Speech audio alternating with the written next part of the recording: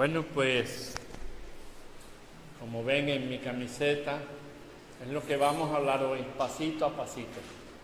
Pero ustedes dirán, pasito a pasito no me dice nada. Bueno, la lectura va a decir todo lo que yo tengo que hablar con ustedes y todo lo que Dios tiene que tratar. Pero antes de hablar yo, quiero que por favor se centren, se queden tranquilos, 5 minutos, que es lo que dura el vídeo. Y escuchen con atención lo que este hombre da como testimonio, porque luego vamos a proseguir, ¿vale?, con el tema que Dios tiene para hoy.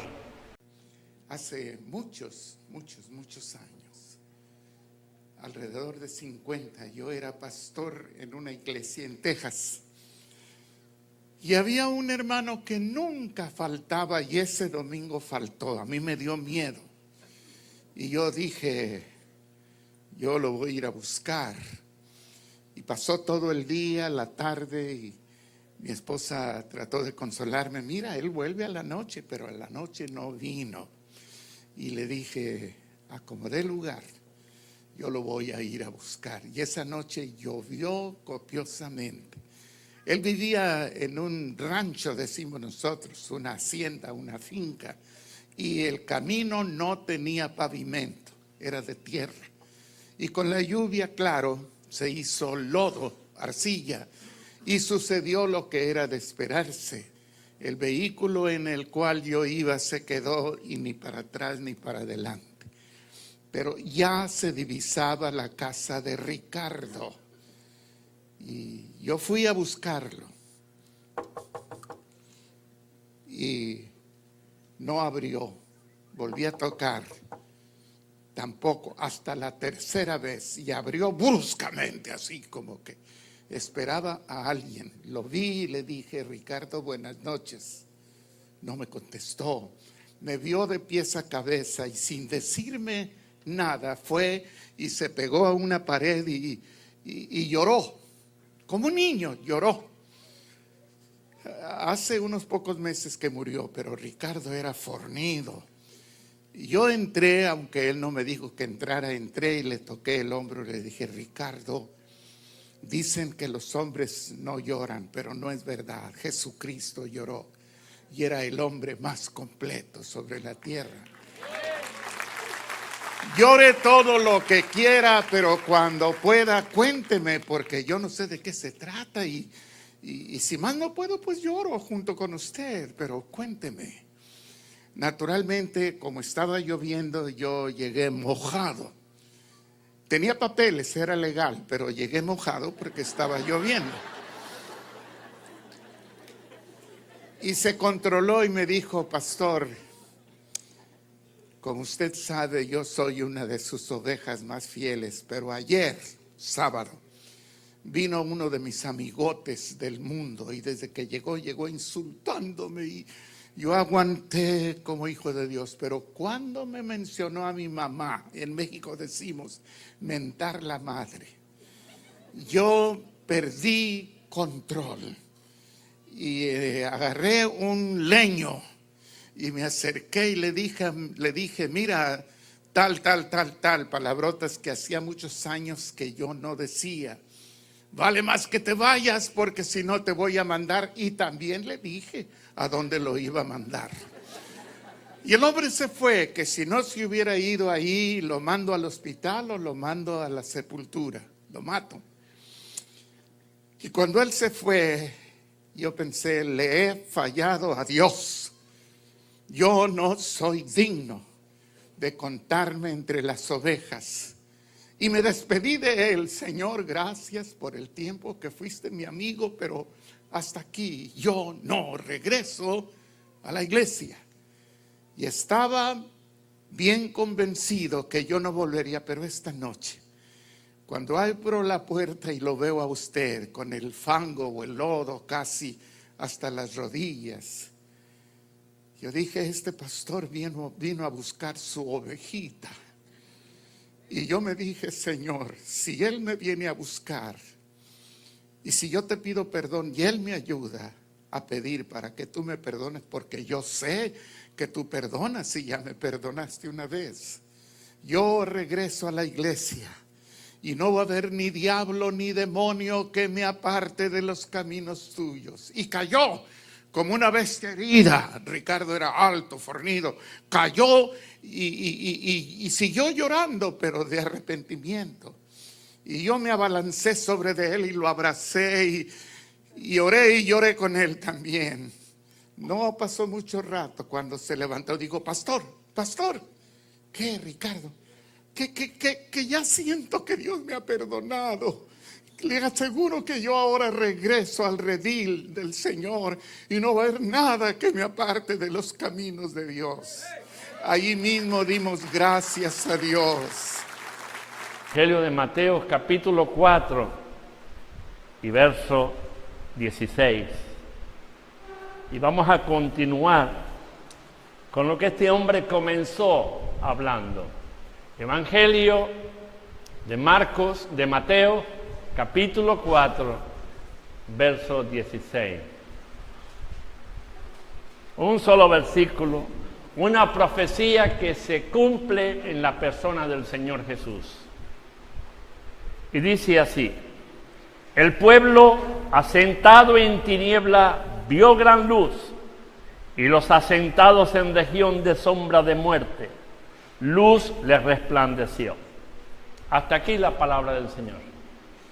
Esta es una profecía que está escrita en el libro de Isaías, capítulo 9, y desde los versos 1 hasta el 2. Eso se había predicho muchísimos años antes de que el Señor Jesús viniese a esta tierra. Era una promesa que Él tenía y una promesa que quería cumplir. No la pensó en un tiempo determinado, sino indeterminado, porque Dios es eterno. Antes que Él creara los cielos y la tierra, antes que la creación y el hombre fuesen hechos y creados, ya Él había pensado en un plan, porque Él conocía cómo iba a ser la respuesta de los seres humanos. A pesar de todo, apostó. Y aquí, en este texto, en esta profecía, el Señor Jesús estaba arrimando hacia la zona de Galilea. Estaba terminando el ministerio de Juan el Bautista. Estaba apresado y comenzaba el ministerio público del Señor Jesús.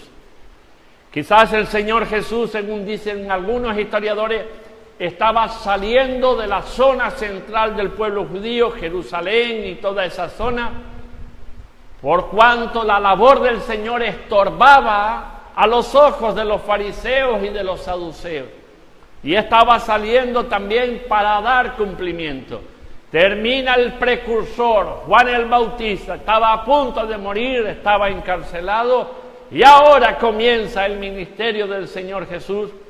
Y fíjense, está hablando de un pueblo que estaba en tiniebla y que como meta final estaba el Seol. Bueno, hasta el día de hoy hablan los historiadores de que ese pueblo era duro y contumaz, un pueblo de gentiles, un pueblo que nadie quería, un pueblo que fue rechazado por la sociedad judía e incluso por los religiosos de ese tiempo. Pero Dios no se había olvidado de sus promesas. Dios cumplió en la persona de Jesús. Y aquí cuando expresa el cumplimiento de la profecía, pasito a pasito extiende su reino. Comenzó poco a poco a dejar atrás el fariseísmo, el judaísmo. Él no negaba su nacionalidad, Él no negaba su creencia, pero su propósito y su plan era extender su gracia más allá. Él, como decía Juan Romero, fue a buscar a los que estaban perdidos. Y hasta nosotros hoy día ha llegado ese pasito a pasito extendiendo su obra en medio de la humanidad. Y ahí notamos la misericordia expansiva de Dios, que no se acaba en el tiempo, sino que va aumentando a pesar de que los tiempos nos den la impresión de que Dios está oculto por tanta maldad, Dios no se ha escondido. Dios está presente. Dios está haciendo la obra. Le guste a Satanás o no, pero también la está haciendo a través de nosotros, cuando nosotros no nos avergonzamos, cuando nosotros caminamos, cuando nosotros buscamos, Dios hace la obra. Y si nosotros callamos, dice Dios que las piedras hablarán. Pero ¿qué necesidad tenemos nosotros de que lo que es inánime hable? Cuando que nosotros hemos recibido de gracia y de gracia debemos dar. No fue fácil para el Señor Jesús moverse de una tierra a otra, pasar de un estado de confort, de estabilidad, de tranquilidad, a un estado de perturbación, donde Él ejecutó su poderoso milagro sobre varias personas, y a pesar de todo, el pueblo estaba ciego, endurecido, y no querían saber. Por eso lo que les espera cuando les habla de que aún el Hades los espera, era para que ustedes vean y no sientan desánimo. A pesar de que no vean el fruto, no quiere decir de que Dios no esté trabajando. Este hombre no vio el fruto que hizo en mí, todo lo que él hizo, porque lo seguí por tiempo. No vio el fruto que hizo en mí. Dios sí lo ve. Y muchas veces nosotros pensamos que lo que estamos haciendo no da fruto. No nos corresponde a nosotros esperar el fruto. Y si viene, bienvenido, porque eso nos alegra el corazón de que no estamos caminando en vacío, ni estamos haciendo nada que nos haga perder el tiempo. Más bien lo que estamos haciendo es glorificar a Dios. Y aunque no veamos el fruto, sigamos adelante. Si ustedes miran el desarrollo de este capítulo, los versículos anteriores y los posteriores, ustedes ven poco agradecimiento en esa población en concreto, en Galilea. Poco agradecimiento. Pocos vinieron a Él, pero Él no cejó. Él no dejó de trabajar. Él no dejó de llevar el mensaje. Él no dejó de tener misericordia para con el hombre. Y era un hombre sujeto a pasiones igual que nosotros, con una salvedad de que era Dios, pero Él dejó su trono, su corona, su gloria y vino a la tierra con la idea de cumplir el propósito de que el hombre sea salvado. Y ahí van a ir entendiendo ustedes cómo pasito a pasito Dios extiende su obra. Y no como nosotros pensamos en muchas ocasiones cuando no vemos el resultado, de que Dios está dormido, de que Dios no nos está escuchando, de que Dios no está prestando atención a la labor que nosotros hacemos. La Biblia dice que se siembra con lágrimas y se recoge con regocijo. No hay nada fácil. El testimonio de este hombre, una niña que ya nació con dificultades, los médicos le decían 6 años, no más, de vida. Y con 16 años, de la mañana a la noche, cayó en estado grave y le ingresaron. Y le dijo el médico, su niña ya no pasa de esta noche. Y él pudo acercarse y la niña con 16 años le dice, papá, ¿qué es lo que tengo? Ya me queda poco para marcharme. Y él no sabía cómo explicarle, pero le dice, mira, cuando naciste, los médicos te dieron 6 años de vida. Y Dios te ha concedido 10 más. Pero debes estar preparada para salir al encuentro de Dios. Y aquella noche la niña falleció. Ustedes imagínense, situaciones como esta nos resultan incomprensibles cuando estamos al servicio de Dios. Nos olvidamos de que todos tenemos que partir de una forma u otra. Y él, aquella noche, después de tanto dolor, le vino a la mente sobre la canción de la alborada. cuando llegue la alborada, cuando llegue ese nuevo amanecer, donde estemos en la mansión de Dios, donde ya no hay llanto, no hay dolor, no hay sufrimiento, no hay angustia, no hay enfermedad. Es disfrutar eternamente de la presencia de Dios. Cuando pasamos por ese calvario, esos altibajos en la vida cristiana, no quiere decir que Dios esté durmiendo, sino que estamos en un proceso de madurez y cada vez que avanzamos hacia la cima nos cuesta muchísimo. ¿Creen que a Cristo no le costó muchísimo estando allí en Capernaum, esa zona de Galilea entre Zabulón y Neftalí, de las tribus de Israel? Le costó muchísimo, pero a pesar de todo siguió, y aunque halló maldad allí en Capernaum, Él no se paró. Al contrario, hizo bien. Capernaum era un sitio, y Galilea era un sitio, un puerto pesquero muy importante. Y había un asentamiento allí del Imperio Romano, había el ejército. Y allí fue donde encontró a Mateo. Y allí lo recabó para su ejército. Y allí lo puso a su disposición. Cuando él pasa por algún sitio, él sabe los corazones que son sensibles para servirle.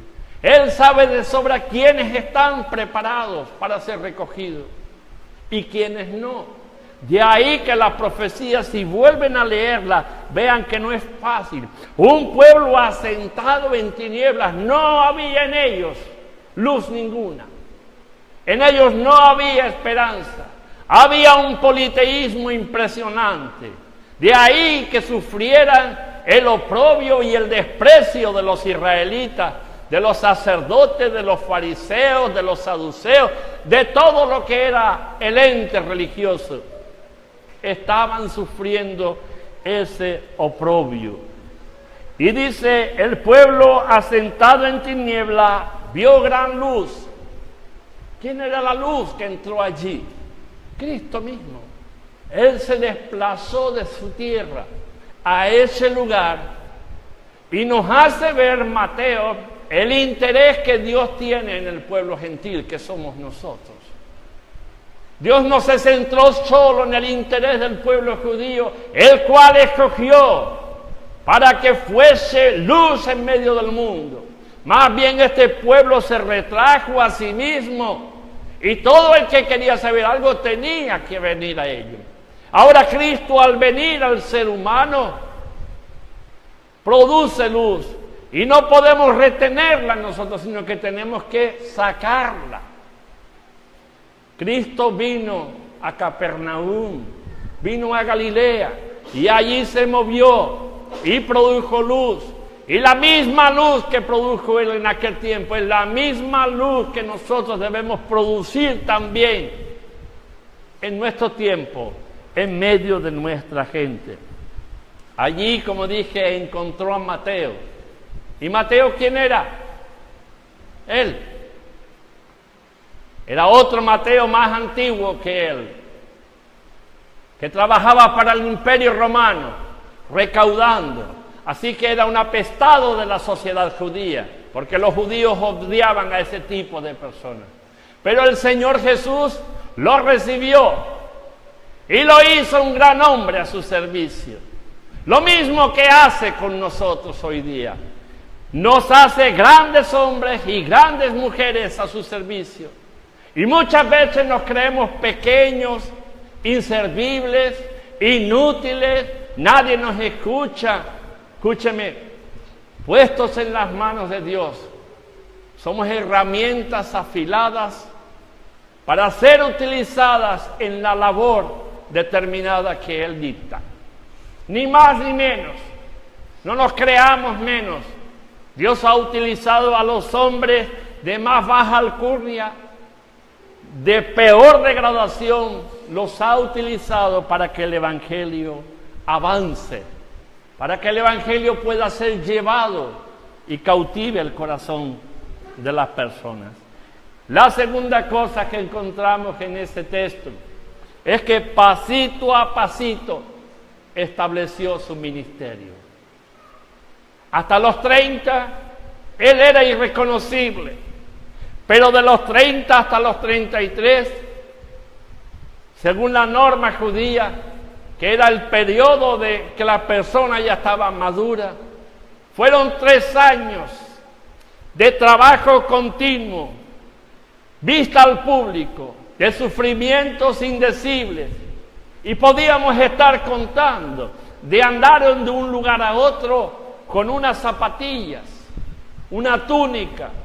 No tenía más nada en propiedad. Él no tenía casa donde cobijarse, no tenía un alimento fijo. Pero a pesar de todo, en su humanidad, él confió en su Padre y le daba la provisión necesaria. Hoy nosotros lo tenemos bien fácil, todo hecho, un techo, una comida, un medio para movernos, y todavía nos cuesta poder presentar a los que andan en tinieblas, poder presentar la luz de Cristo. Él estableció su ministerio en la tierra, y cientos de personas en el paso de la historia después de él han podido hacer y proseguir ese ministerio en la tierra, haciendo su voluntad. Personas como nosotros, con las mismas dificultades, con los mismos deseos, ellos han proseguido al blanco, porque miraron al Eterno y se valieron de Él para poder hacer su obra.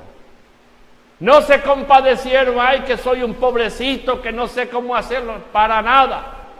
A pesar de la circunstancia, a pesar de la adversidad, a pesar de la escasez, han seguido hasta nuestro día, hasta hoy, hasta esta hora. Hay hombres y mujeres que dejan sus hogares, que dejan su comodidad para poder obedecer a Dios. Y nosotros, estando en nuestra comodidad, ¿cuál es nuestra reacción? ¿Cuál es nuestro hacer? ¿Qué le estamos aportando al ministerio del Señor? Cada uno que piense lo que quiere. Delante del Señor tiene que estar algún día. Y allí no hay excusa. Allí no hay excusa alguna.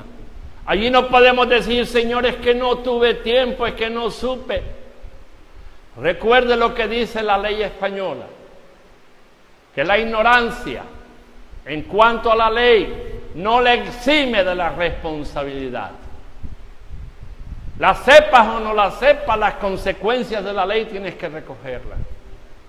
Y lo mismo ocurre en la vida cristiana. El desconocimiento del propósito y de la voluntad de Dios no nos exime de que Dios nos pida cuenta. Es muy diferente cuando yo me siente ante el tribunal de Cristo y Él me diga, buen siervo y fiel, a que me diga, mal siervo, no hiciste, no fuiste, te acomodaste, te avergonzaste. Hasta llevar una camiseta te puede dar vergüenza en la calle. Yo no sé por qué nos cuesta tanto testimoniar de Dios. Hay sitios donde yo voy que no puedo abrir la boca, pero he llevado camisetas de estas que me han hecho mi hija, con textos. Una que pone Dios no cambia, sobre Malaquía. Ese texto también impactó en mí al principio en mi conversión. Y he estado en otros lugares. Y me dijo una señora, ¿tú sabes lo que tienes puesto aquí? Le dije, sí. ¿Lo crees? Le dije, sí. ¿Y usted? Dice, bueno. Y ahí quedó. Pero el mensaje se lo llevó. Yo no tuve que hablar porque no me dio oportunidad. Pero donde vayamos tenemos que mostrar quiénes somos, con nuestros errores. Ese hombre grande que él estaba hablando, un hombre de 1 metro y pico, un ropero de 4 puertas, grandote, rompió a llorar de vergüenza por su actitud, por su conducta. Y fíjense la dulce consolación. Dicen que el hombre no llora, el hombre es macho. Y sin embargo, el hombre más perfecto de la creación lloró. Y aquel hombre se debatía por el mal que había hecho y cómo sintió la paz del Señor cuando vació el corazón. Ninguno de nosotros está exento de negarlo, de hacer cosas que nos avergüencen, de no testimoniar, de retirarnos, de escondernos. Y así como de esas podemos decir muchas. Dios no se ha avergonzado de nosotros. ¿Por qué nosotros nos avergonzamos de Él? Él estableció su ministerio en aquella zona. Y miren, en Marcos nos menciona que allí sanó a un paralítico, sanó a un endemoniado, sanó al hijo del oficial del rey, sanó a la suegra de Pedro y sanó a muchos enfermos y endemoniados. Lo encontramos en todos los evangelios. En esa tierra donde Cristo se estaba moviendo, en Cafarnaúm, la zona de Galilea, esa zona costera, Él hizo todas estas cosas. Y a pesar de haber hecho todo esto, había dureza en el corazón de los hombres. Fue rechazado. Y si Él, siendo quien es, fue rechazado, ¿qué podemos esperar nosotros?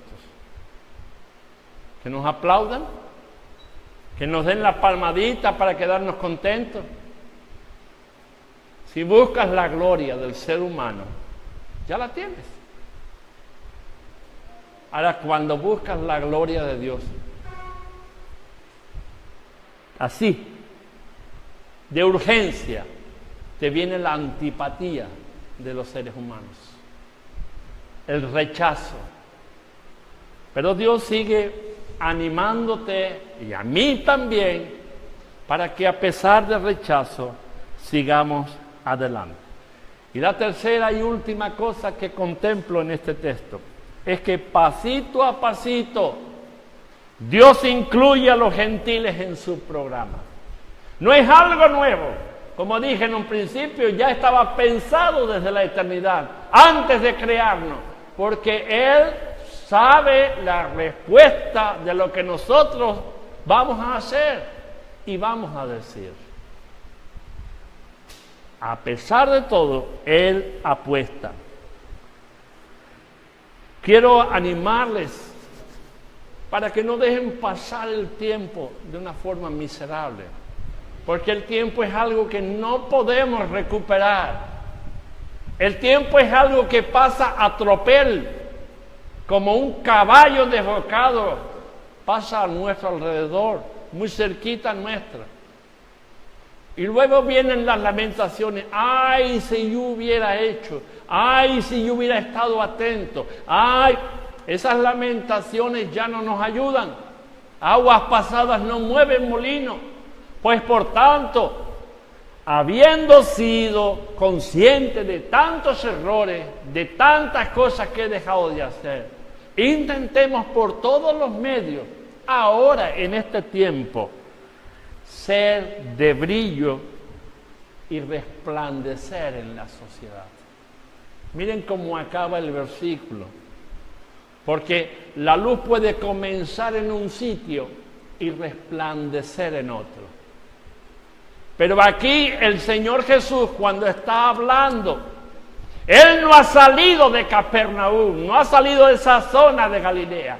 Allí lució y allí rebrilló. No está diciendo que va a brillar en otro sitio, no. Allí alumbró y allí estaba resplandeciendo a las naciones. Nosotros en este lugar apartado del mundo, esta islita que apenas se conoce en el mundo, tú le preguntas a un norteamericano dónde están las Islas Canarias y te manda a la China. No saben dónde están ubicados. Nosotros estamos perdidos, ahora quizás estamos siendo más conocidos, pero estamos perdidos en un archipiélago pequeñito y el mundo no sabe nada. Sin embargo, esta tierra ha sido bendecida con la visita del Señor. Y desde aquí su luz tiene que resplandecer al resto de la humanidad. Muchas veces pensamos que tenemos que salir de aquí, de este sitio, para hacer y darnos a conocer. No. A Dios gracias somos multiculturales. Todas las naciones han pasado por esta isla. Y muchos pueden hablar de nosotros allá donde vayan. ¿Qué van a encontrar? ¿Qué se predica? ¿Qué se enseña? ¿Qué gozo? ¿Qué no gozo? ¿Qué se hace? ¿Qué no se hace? Nosotros tenemos que ser luz y resplandecer aquí. Dios se va a encargar de que su luz resplandezca. Finaliza el versículo 16 y dice: y a los asentados en región de sombra de muerte, fíjense, aquellos que no había esperanza para ellos, aquellos que estaban olvidados de la religión, aquellos que fueron despreciados por la alcurnia religiosa. La Biblia dice, luz les resplandeció. Primero fue hecho la luz en medio de ellos y luego resplandeció. Es decir, no se quedó en un sitio la luz estática. Si nosotros ponemos un bombillo aquí, quizás a lo mejor alcance hasta donde está Marta y Marbeli. Pero si necesitamos que llegue hasta el fondo de atrás, entonces o le damos altura al foco o ponemos otro foco para que resplandezca. ¿Saben? Nosotros estamos colgados desde lo alto. Cuanto más altos estamos, mejor luz podemos dar. Y estamos arraigados en la fuente que produce la luz, Cristo. Y tenemos que brillar con su luz, no con mi luz para resplandecer a los demás. No lo que yo haga o lo que yo diga, es lo que Dios hace en mí, es lo que va a ser resplandeciente para los que nos rodean. Yo les animo para que pasito a pasito hagan la obra de Dios. Aunque a ustedes les parezca que no están avanzando, no les toca ni a mí valorar eso. Eso lo valora el Señor. Él lo que nos está pidiendo es obediencia para no poner un paño sobre la luz, sino quitar ese paño para que la luz resplandezca allá donde vayan. Ahora van entendiendo pasito a pasito. No dejen de obrar para Dios. Y si no estás haciéndolo, Dios está dispuesto, todavía sigue así. Lo mismo que recibió aquel hombretón que ya hasta vergüenza le daba ir a la iglesia por lo que había hecho. Y se arrodilló y cayó delante de Dios. Y se levantó con una potencia tremenda. Pastor, siento que Dios me ha perdonado. Eso se siente. Ahí no hay sentimiento. Es algo que tú vas a notarlo. Es como si toda esa carga que te atora, que te deja pesado, que te roba el gozo, se cae y renuevas las fuerzas. Vamos a cerrar los ojos y pide a Dios que renueve tus fuerzas. No te quedes estancado, no abandones. Dios está dispuesto a seguir contigo. Señor, te damos gracias en la noche de hoy por tu palabra. Has sacudido a todos los lugares del mundo y en todos los lugares del mundo hay tinieblas. Pero cuando has depositado allí tu luz, se hace un foco resplandeciente. Te pido, oh Dios, por esta congregación, por los que nos escuchan. No importa los errores que hayan cometido, ni nosotros, la osadía de olvidarte. Sigues hoy, Señor, con los brazos extendidos, recabándonos, llamándonos a la reconciliación y a la obediencia. Señor, tómanos en tus manos, bésenos, que tu misericordia, Señor, se apodere de nosotros, renueva nuestras fuerzas para seguir sirviéndote, renueva nuestra alegría, y que ni demonio ni de diablo nos pueda apartar nuevamente de hacer tu voluntad. Ayúdanos a ser conscientes de lo que hemos recibido. Ayúdanos a honrarte. y ayúdanos a resplandecer para honrarte a ti. Gracias te damos, Señor, en el nombre de Jesús. Amén.